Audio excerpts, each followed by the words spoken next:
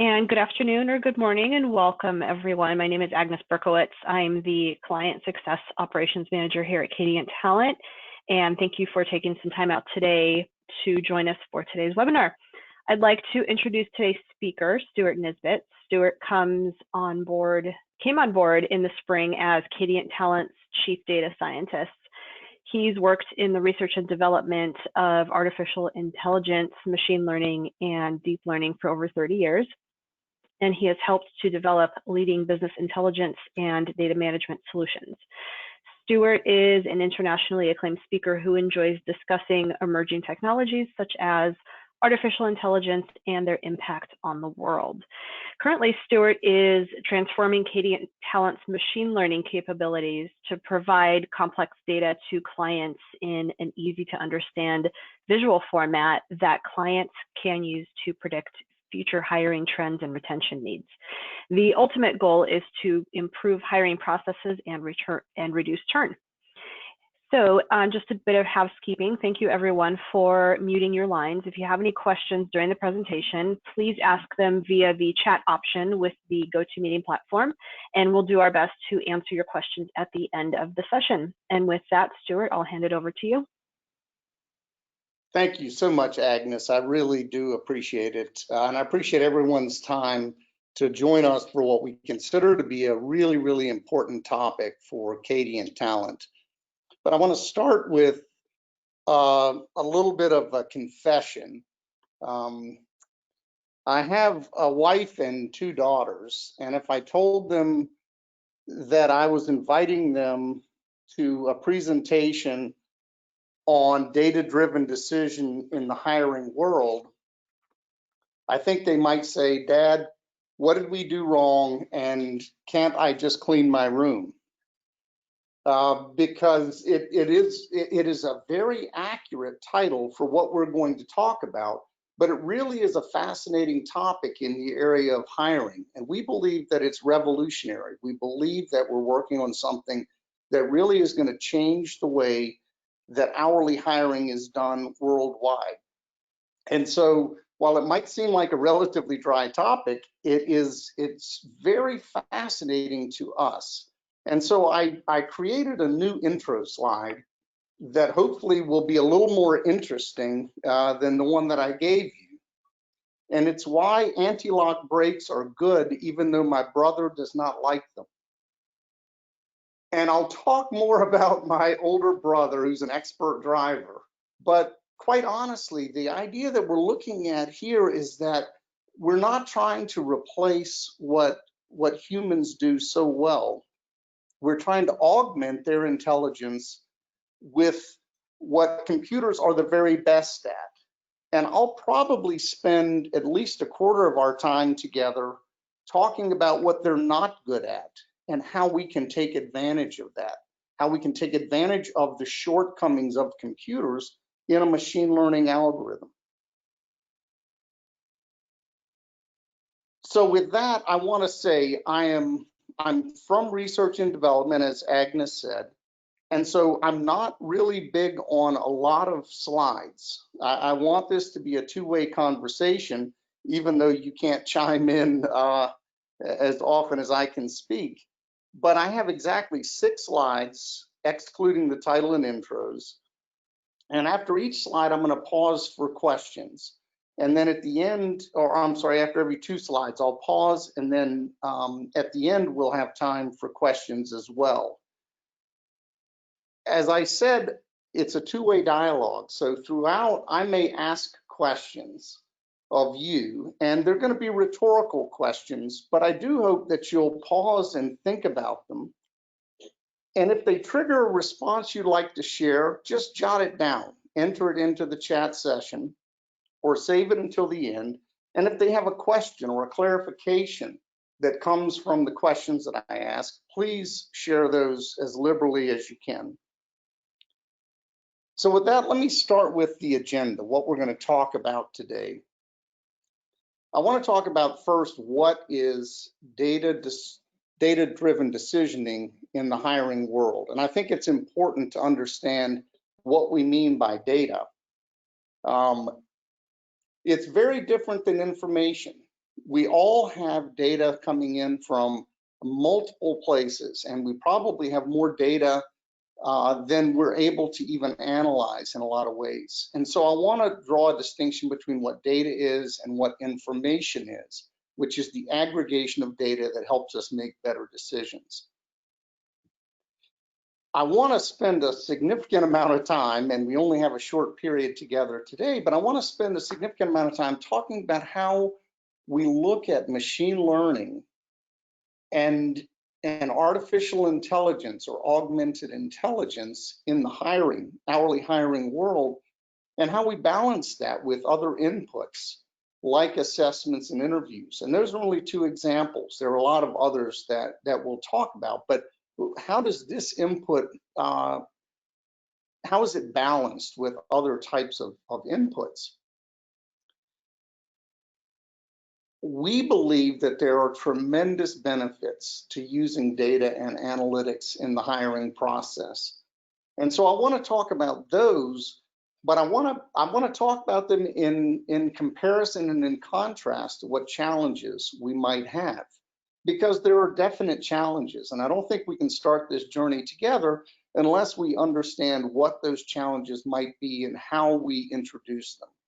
Which leads us to the fifth agenda and the last agenda topic, which is, if we want to jump in, with both feet and both hands, we can do that. But how, if we choose to come in incrementally, how can we introduce data-driven decisions into the current processes that you have? And so we'll spend some time on that topic as well.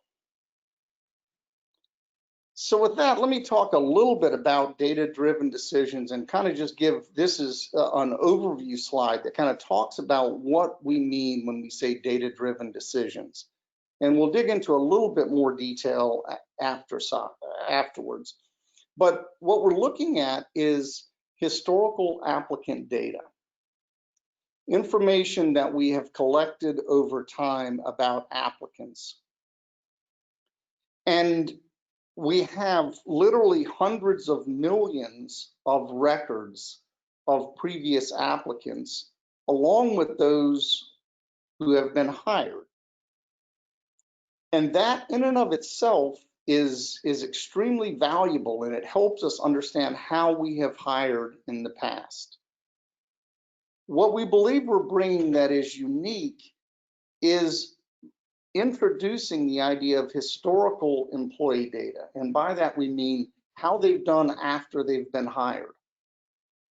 So we're not looking to just hire like you've hired in the past. Our goal is to hire well, like you've hired well in the past. And we have several measures for that, one of which being the longevity of employees after they've been hired. And so we want to bring those two data sources together.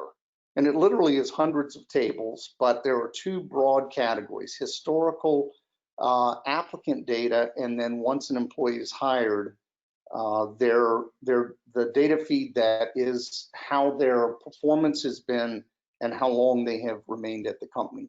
So we want to combine and analyze those two data sources. And then we want to create a prediction model. And that prediction model is based on past hiring coupled with who has been long-term employees, who has performed well. And from that prediction model, then we want to evaluate future applicants. And I think that's really the key. We're not trying to second guess past decisions. All we're trying to do is to use the best decisions that humans have made in the past to help humans make the best decisions going forward. I want to first of all acknowledge, I hope you all were able to see a webinar that was done by my colleague, Dr. Mike Basinger, a couple of weeks ago. And he pointed out something that I think is really important, and I want to emphasize it here. If there's a concern about relying entirely on historical data, then can't that lead to the perpetuation of the status quo? Or if there was unintended bias in the past? Is that something that could be codified, if you will, or programmatically introduced into a machine learning algorithm?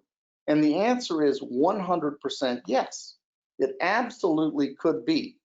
And so I want to talk about that in terms of the challenges and the benefits as we go forward. But I want to call it out up front, because everything that we're doing, we are completely transparent about. And you're going to hear that word several times through this presentation. But it is critically important to understand that as we do this, you're going to hear about transparency, you're going to hear about learning, which is a lifelong endeavor in everything that we do and that our software does. So I really want to make a fine point of that, and I hope that raises a few questions. I hope that there are a few listeners who are now saying, okay, I've got a question or I need a clarification. And if you do, your time is coming. We're almost there.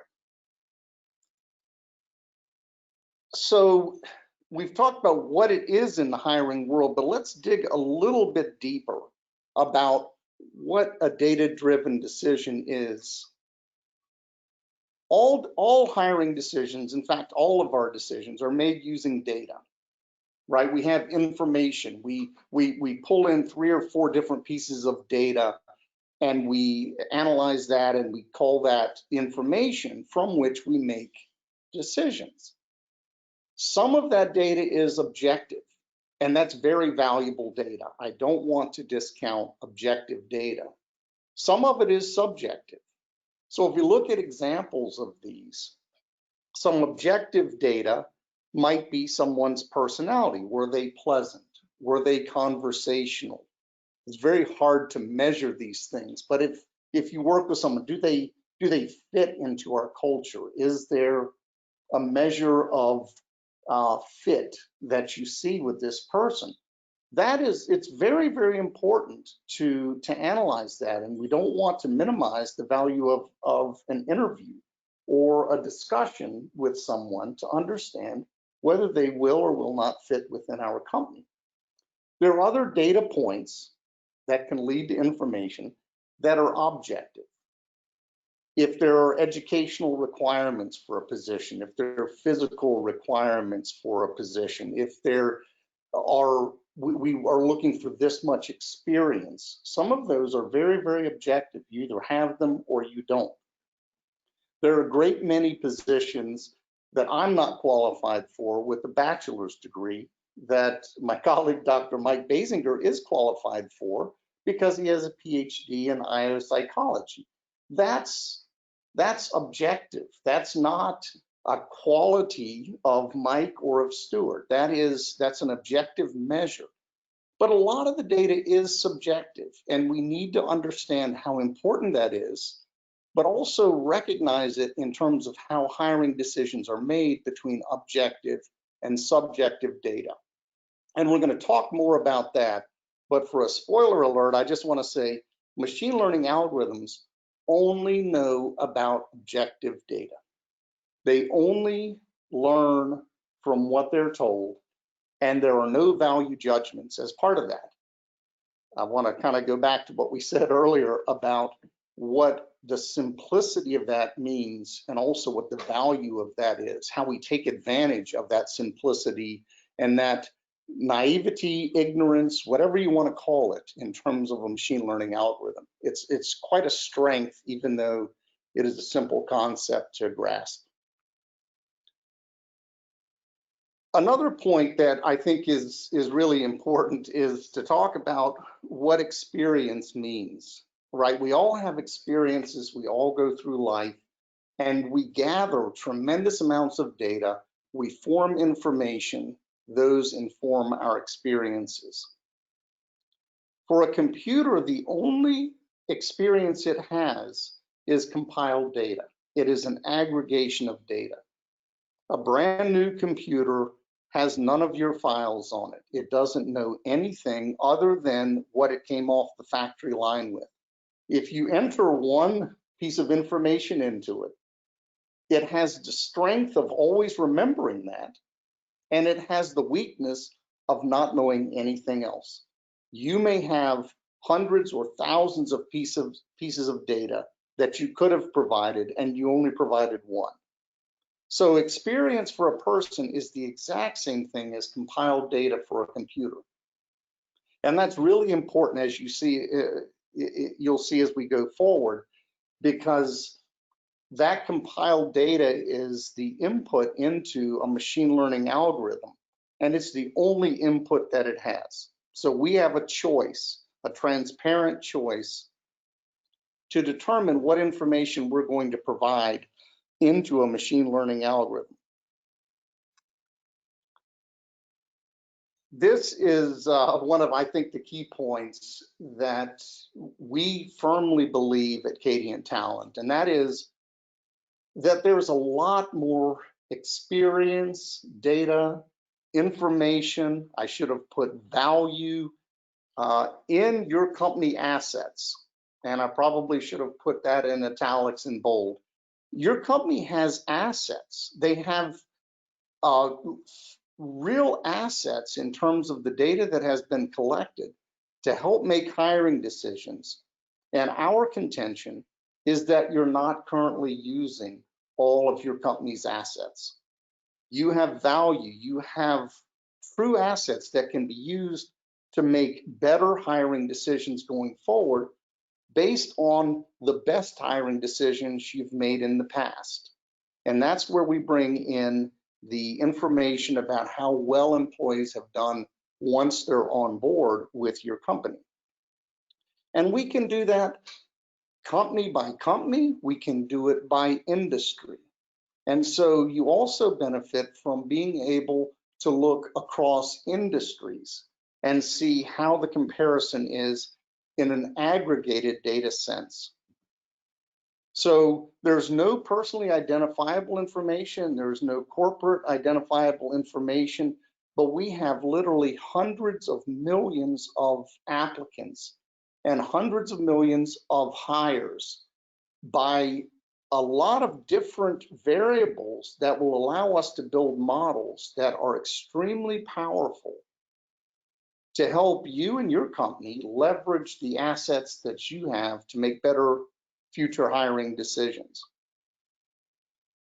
As promised, I told you I would pause after every couple of slides, so I'm going to take a quick pause and see, Agnes, I don't know if there are any questions that have come in or if we've piqued anyone's interest enough to speak up now. I'll pause for just a moment, and if anyone has anything they would like to ask, please feel free to fire away. If not, I'll move on with the next couple of slides and the rest of the presentation.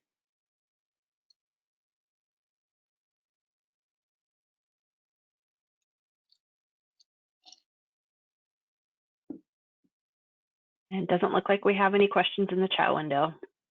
Okay, that's perfectly fine. I have to be honest, Agnes, I didn't expect any, but I wanted to make sure that, especially when I called out in the beginning for people to pause, think, you know, they're rhetorical questions, but I'm hoping that that this is a two-way dialogue, and at least some folks, we've piqued their interest with what we've spoken about so far.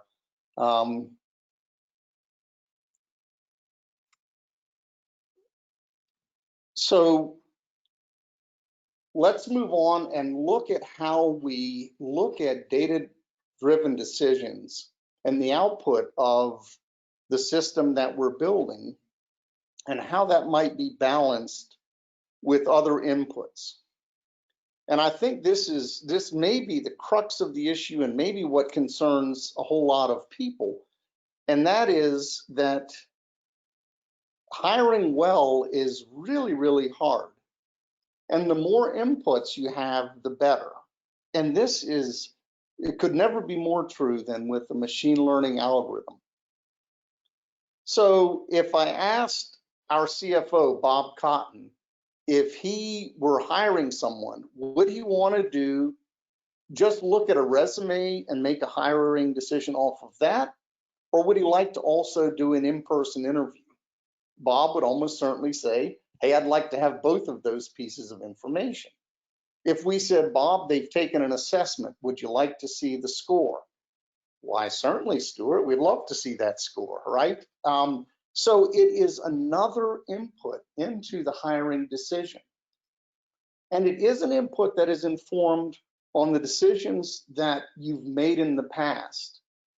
But I want to put a really fine point on this. It's not just the hiring decisions that your company has made in the past. If I'm a manager with 5 years of experience, I can rely on the experience of those who were here for 10 or 15 or 20 years. When they've hired well, I have another data point that helps me make decisions. And so the input of data, the more, the better.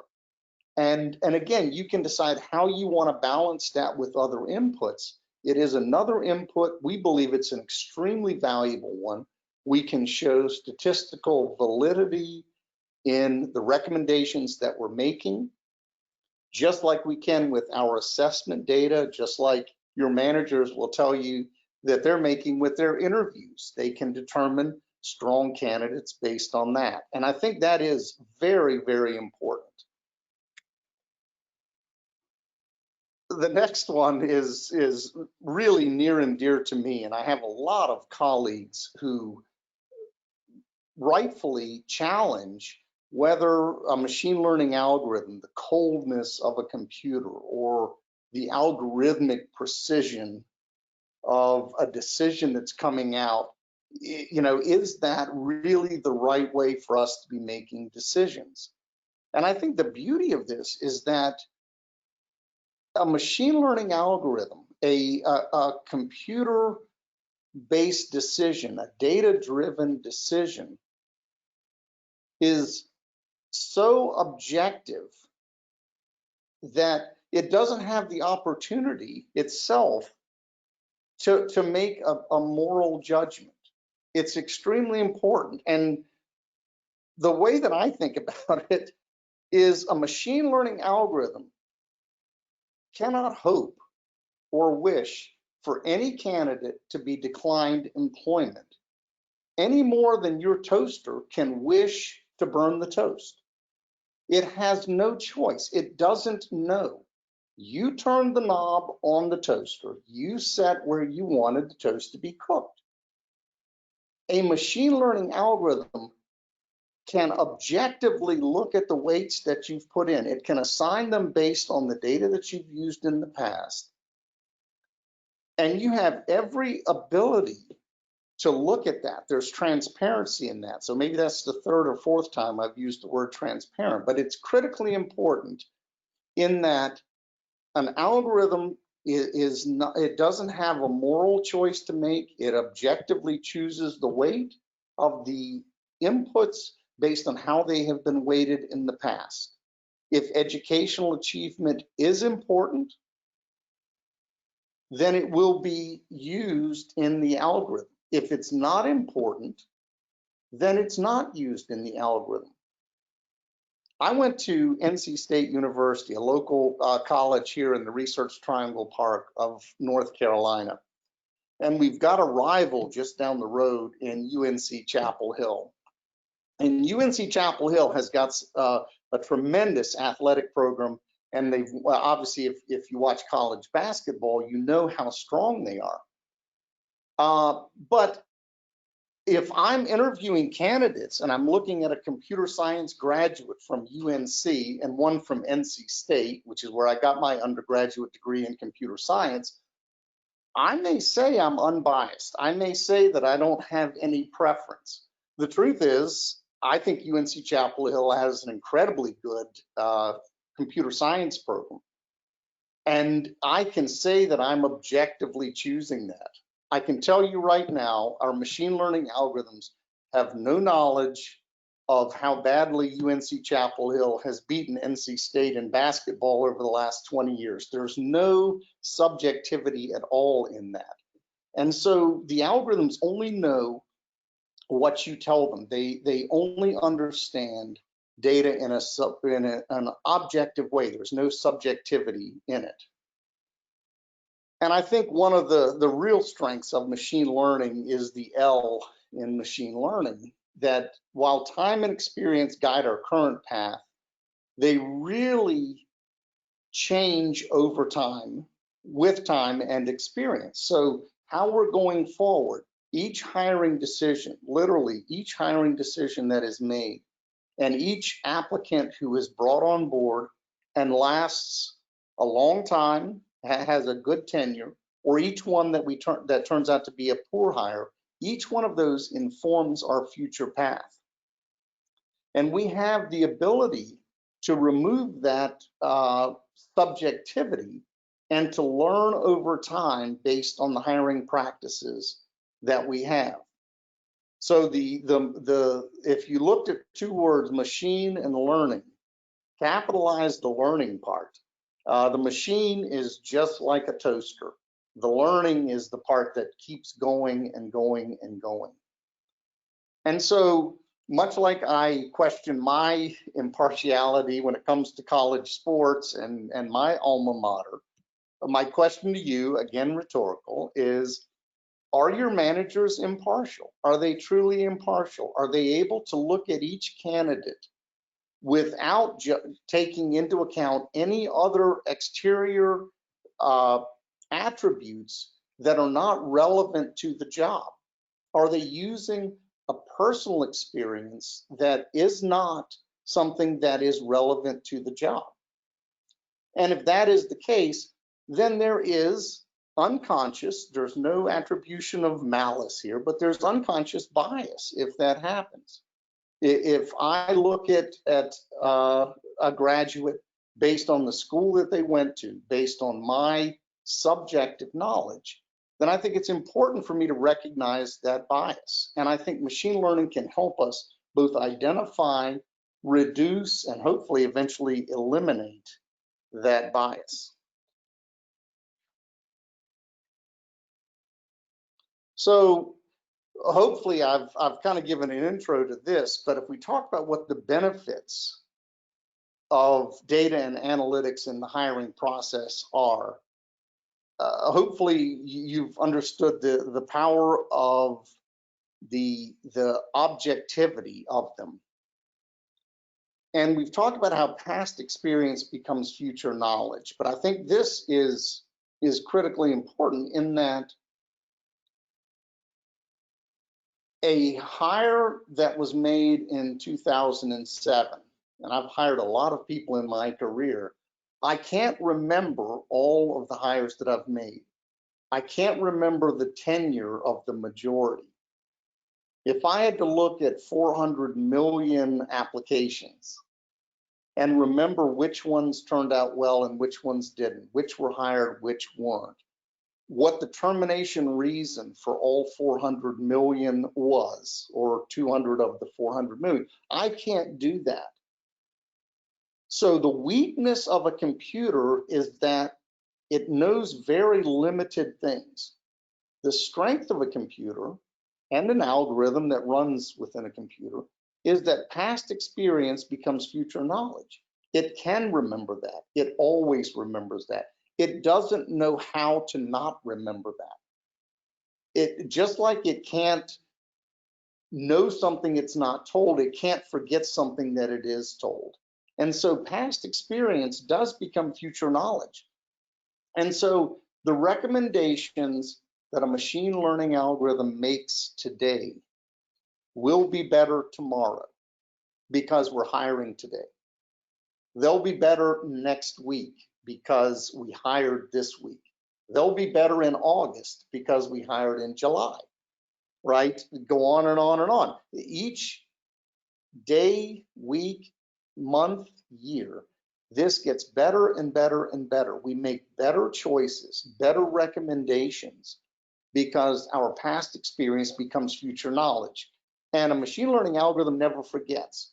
If a hiring manager, one of your very best, retires, we all talk about what that means to the company. We've just lost a great, Nikki was awesome, and now she's no longer with our company. What are we going to do? We've lost this value, we've lost this talent, we've lost this knowledge. Well, a machine learning algorithm doesn't care what computer it's running on, it just remembers and remembers and remembers. And these databases that we have with hundreds of millions of applicants, hundreds of millions of hires, hundreds of millions of records showing who has worked out well and who has not, what the termination reason was. That experience becomes future knowledge. We've talked about the scientific impartiality of it, and hopefully I'm not going to beat this one to death, but quite honestly, when we talk through exactly how this works and how impartial the algorithms are, I can't introduce this or emphasize it enough without talking about the transparency. For each of the decisions that is made, for each of the machine learning algorithms, for the recommendations, for the advice and counsel that this can provide, just like an assessment or a manager interview, there is complete transparency. If my boss, Tom, asked me, Stuart, why did you choose Jim over Bobby? I could say, well, I think Jim was the right guy, knowing that maybe Bobby Knight was in the back of my mind. I could be partial. I could have a mental image of Bobby that was partial. But the algorithm that chose Jim over Bobby, you could look exactly what was the weight of your right. Bobby Knight's past has no input because it's not as part of the machine learning algorithm. So in everything that we do, in every recommendation that we make, Cadient Talent will deliver the exact weights that are used in the machine learning process to make that recommendation. Every company, every hiring manager has complete transparency into the process.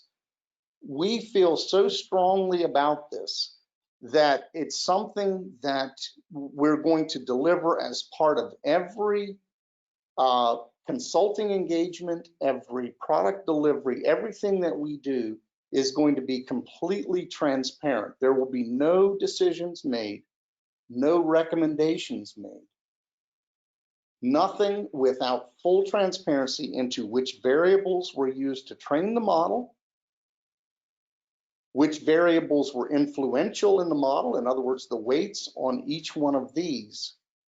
And in particular, we see tremendous strength in using this to be able to run a model, come up with recommendations, and then introduce variables that should not be introduced to determine whether those have had an impact on previous hiring decisions.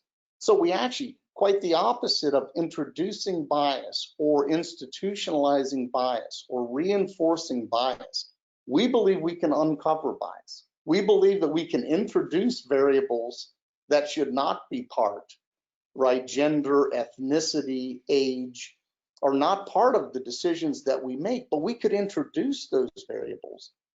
And we can report on whether those have historically been influential in hiring practices outside of others.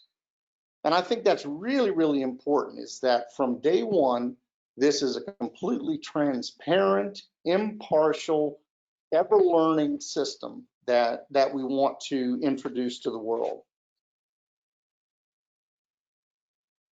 So we've talked a lot about the benefits. What challenges might we have? And this is where I get to my brother. In a lot of cases, there are a shortage of experience or data that have been gathered to make sound decisions. And there are a lot of, we have data on a lot of applicants, literally hundreds of millions.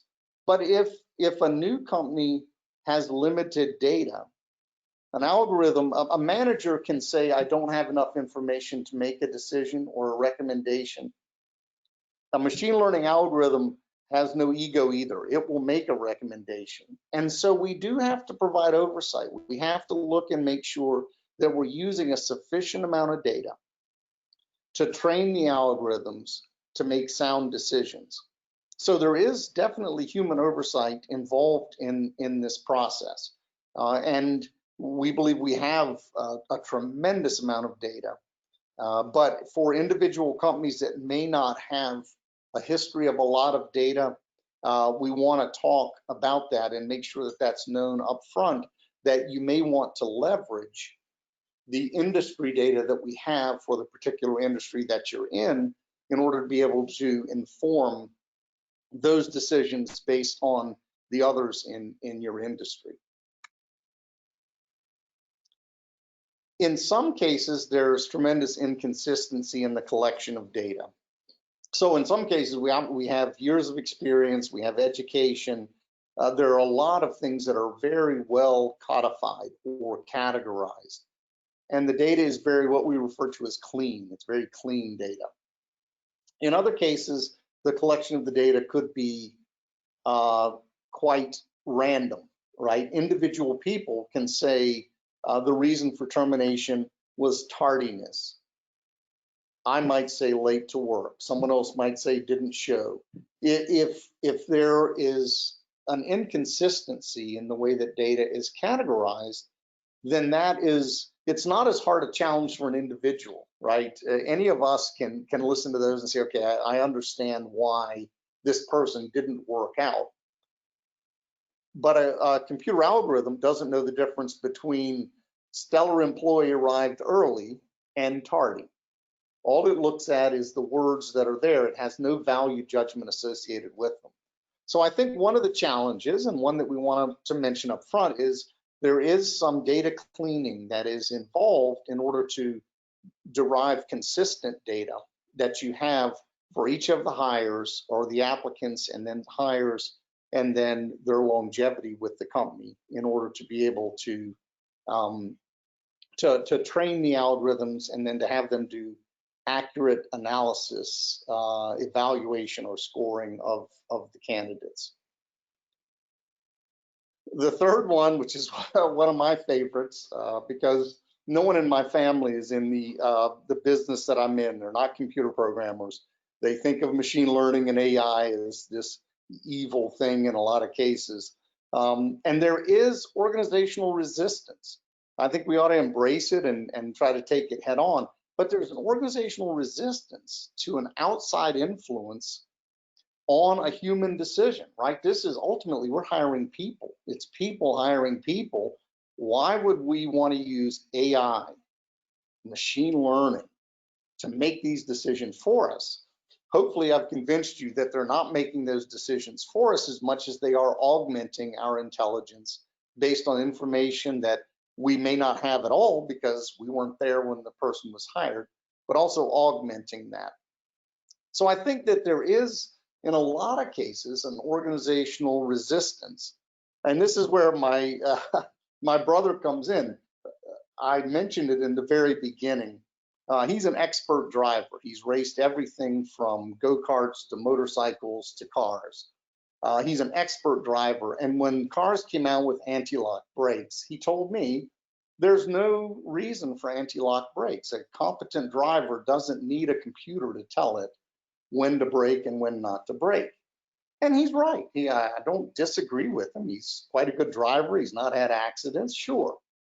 But for the most of us, anti-lock brakes are a good thing. They can do something that I can't do. I consider myself quite a competent driver, maybe not to my brother's level, but they can analyze whether the wheel is turning 100 times a second or 1,000 times a second. I can't do that. I wish I could. I can't. There are a whole lot of things that I can do that a computer can't. There are a whole lot of things that a computer can do that I cannot. And so the idea of saying I don't want anti-lock brakes because it's getting in the way of my humanity really has fallen by the wayside. All of his cars now have anti-lock brakes. And so I just wanted to mention that because the idea that there may be organizational resistance is natural. This is a new technology. It's well proven. We can show the statistical validity of it. We feel very strongly that it can help humans make decisions that are ultimately human decisions. But there is going to be some resistance. There's going to be, how does this play in the picture? And hopefully we covered that when we talked about how we balance this with other inputs like assessments, like manager interviews, like a resume review and things like that. But I do want to call it out because it is a challenge, and it's something that I wholeheartedly embrace and enjoy talking about, because I think it is critical to the success of this technology in a lot of areas, but most importantly in the area of hourly hiring. So how can we incrementally introduce these data-driven decisions? Because I've mentioned some of the challenges against it, and how do we bring this in to an existing organization? Before we get there, I promise to pause every 2 slides. So Agnes, I'm going to pause for just 10 or 15 seconds. I don't know if any questions have come in or if we've piqued anyone's interest with questions, comments, material so far, but I'll pause for just a brief moment, let everyone take a sip of their coffee or soda, and I'll proceed if there aren't any at this point. We do have one question that came in. It has to do with when you were talking about personally identifiable information. So it says, how do we intervene to remove inputs that have potential disability or racial discrimination if the machine, rather than humans, determines the data inputs? Yeah, that's an excellent question. Whoever asked it, I'm really happy that you did, because the machine learning algorithm is only fed the information that we feed it. So for example, while we have probably 250 columns or data attributes, and these are everything from first name, last name, address, zip code, to educational attainment, assessment score, gender, ethnicity. There are birth dates. There are a whole lot of information that can creep into a machine learning algorithm if you don't know what inputs you're putting in. But we do. And I can tell you there is no gender, there's no ethnicity.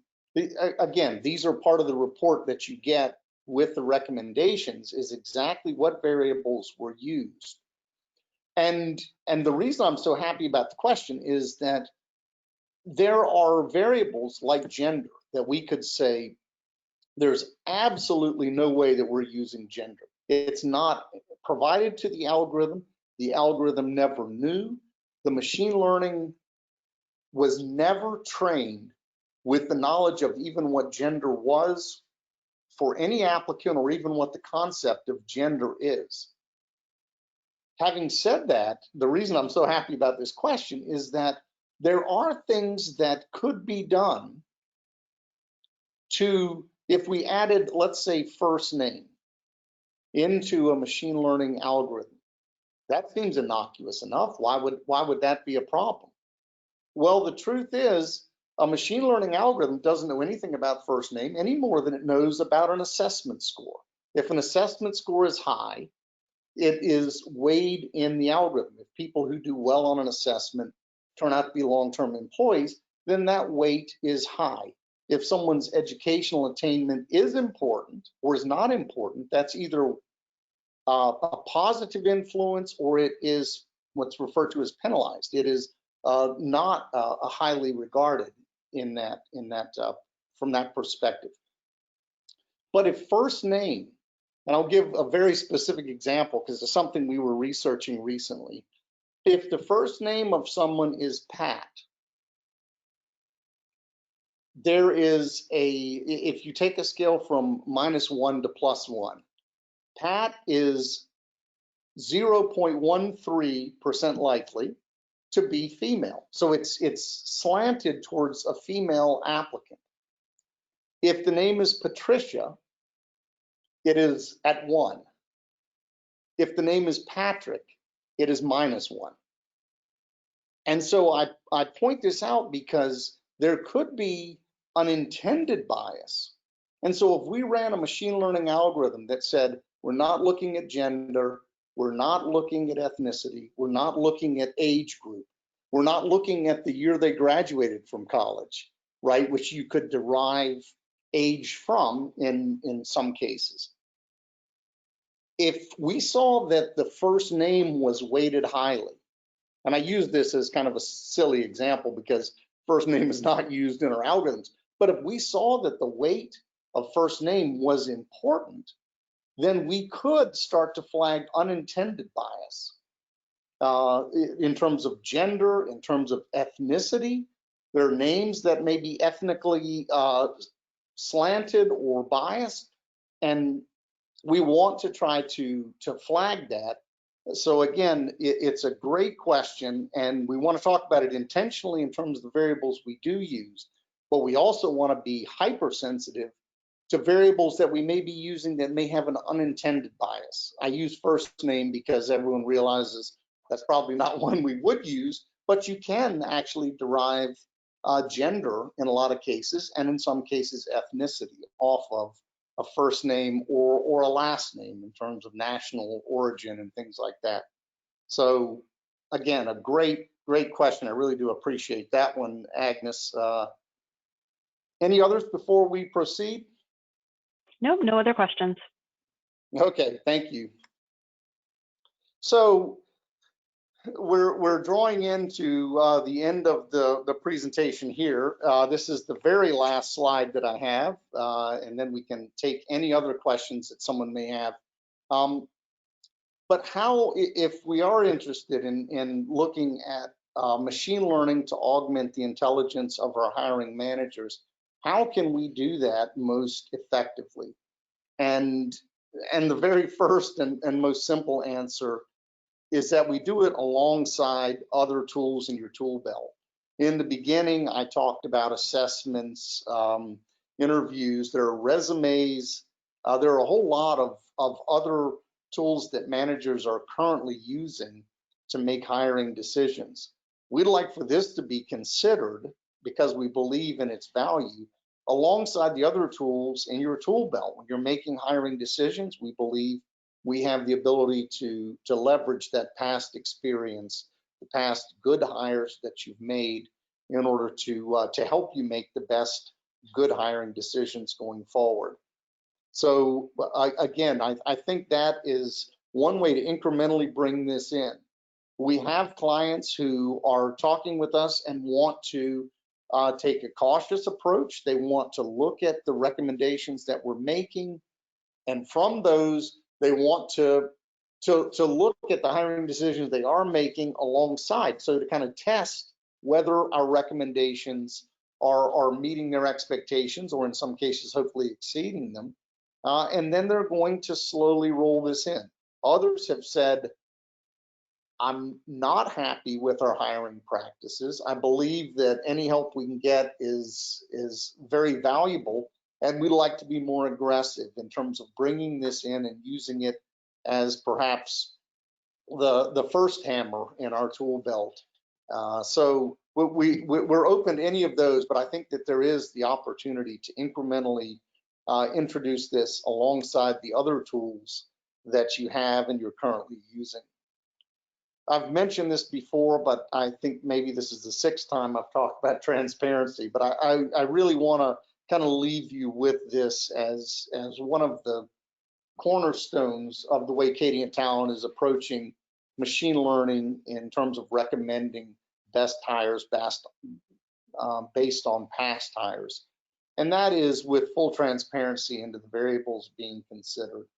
And as I mentioned, just as important as the evaluation of a candidate, we want to share everything about the way that the machine learning algorithm was run, what variables were being considered in that process, what the results of each one of those were, and we can show exactly what the weights of those are. I think that is going to be critically important to bringing this into companies, not just to make the best hiring decisions, but also to make sure that we're making the best hiring decisions, not just in terms of the outcome of the employee who's there, but in terms of the goals of the company to ensure fairness, equality in their hiring practices. And so we want to take that as first and foremost before anything else happens. And then finally, we want to do this with full understanding and appreciation that this is a learning journey, right? Lifelong learning is lifelong. It's a journey, not a destination. So in the very beginning, we're going to make what I would consider to be great hiring recommendations, but they only get better over time. That this is a journey, and we're going to learn more. We're going to, our algorithms are going to improve with data. If I have a machine learning algorithm with 100 variables and 100 rows, it can be good. If I have 100 variables and 1,000 rows, it will be better. If I start with 380 million applicants and 75 million hires, it's going to be doggone good. We believe it's going to be really, really good, but it will be better. And so when we move into a data-driven decision-making process in the area of hourly hiring, we do want to acknowledge that it is a journey. It's not a destination. We're here to help make the very best hourly hiring decisions that we can, and we're going to learn with you as we partner together to carry this forward. So with that, I think I have left exactly 5 minutes for questions at the end. And I don't know, Agnes, if any others have come in or if anyone else has arrived with any since the last break that we took. But I want to thank you all again for your attention and open it up for questions.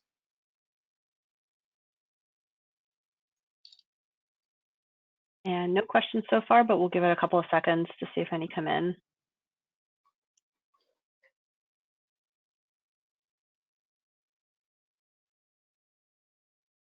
While people are thinking about it, I always like to think that that means that I have answered all the questions through the presentation, but I know that's not always the case. So I've put my email address in this final slide, and obviously your client success manager can help if there are things that come to mind afterwards. So we'll pause just a little bit more, Agnes, and see.